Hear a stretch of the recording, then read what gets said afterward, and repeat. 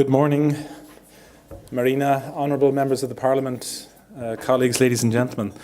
It's an honour, and thank you very much for this opportunity for the European Commission to share our views with you with regard to the IGF.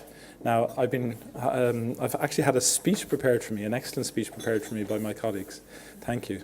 But given that you've already given us a very good snapshot of what's in the programme, and given the time and the fact that we really want to have some discussion, I might save some of that for another day. Sorry, Valentina, but thank you. Because it's the discussion is the important thing, because this is actually, this year, there's a very meaningful anniversary. It's 30 years since the fall of the Berlin Wall. So it's actually quite appropriate that the IGF is taking place in Berlin, and that the theme is, as you said, Marina, one world, one net, one vision, because we should not take for granted in the world of the internet that is always going to be the case. We actually have to fight to ensure an open one internet, one world. Because there are, unfortunately, two different visions of how the internet should operate. They could be caricaturized, or perhaps maybe even caricatured, as being on one side a purely technology-driven, market-driven internet, and the other is a state-controlled internet that actually intrudes into individuals' everyday lives. Now, in the European Union, as you know, and you have led us in this in the European Parliament, we are and will remain completely committed, actively committed to an open and free internet. But that doesn't mean at the same time that we have to just let the market and the technology decide everything for us.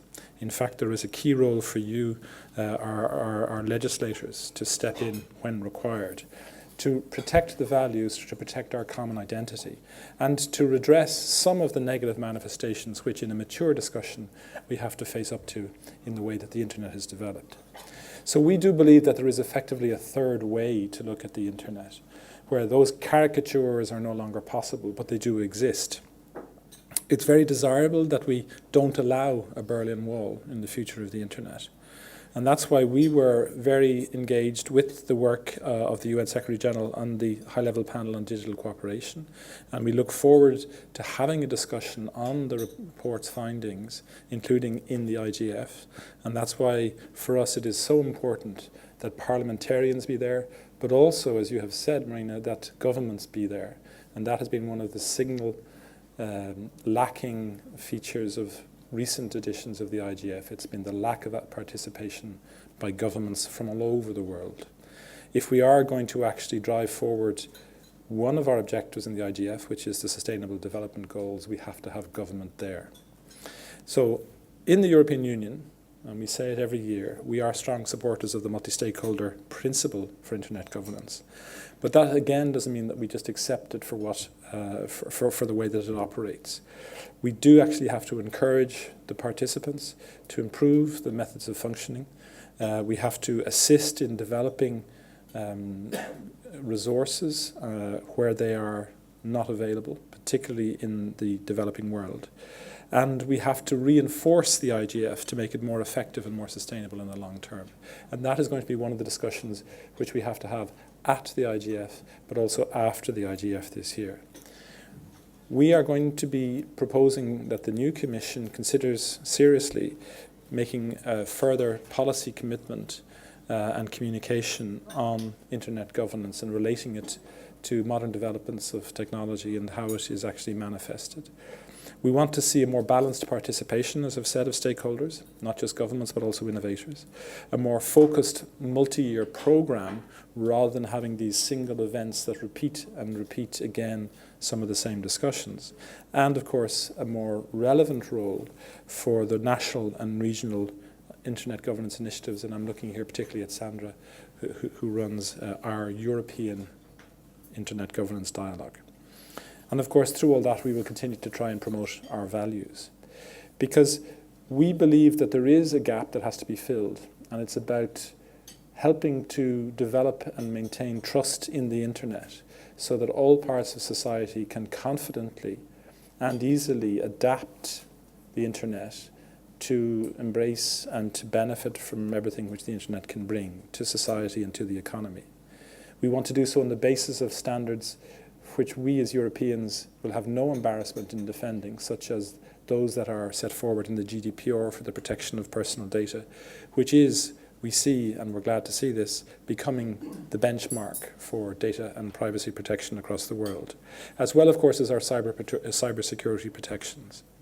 So this is the sort of issue that we hope to see take place in the IGF in Berlin. Also that we face up to new developments in technology, the implications for the individual, for society, for business of things like artificial intelligence and blockchain, and how can we make these into positive, trusted technologies which will actually support ethical technology development. And this is one of the areas where I said we have to step in to be self-critical and critical about the potential negative elements that these technologies could introduce if we are not vigilant and active in the governance. So the technology that has thrived has developed organically. It has, and we always hope it will continue to do so, come from a bottom-up involvement of all stakeholder communities. But we do have to be sure that there are clear rules, clear guidelines for those innovators and for those participants in the internet society. We should also think about how Europe can seize the advantage competitively with those who are using the internet in a very commercial business-oriented manner, which is something which we should have no complaint about, but where there are elements in the global society who will be more comfortable under the shelter of rules such as GDPR, such as cybersecurity, such as ensuring platform responsibility and so on, in line with the development goals. So this is why the Commission will continue to be a strong supporter of the internet governance as a way that we, with you, the European Parliament, and others can actually seek to inculcate these values across the internet ecosystem. And when we look at the IGF, there are, of course, opportunities, including the high-level leaders session on the Monday, where I know that some of you will be present. We do, of course, fully understand the train crash of colliding political priorities that happens in that week. Because we too are waiting, hopefully, for the Parliament to appoint our bosses so we can get back to work. But in that, there are also, of course, the parliamentary sessions for parliamentarians on the Friday.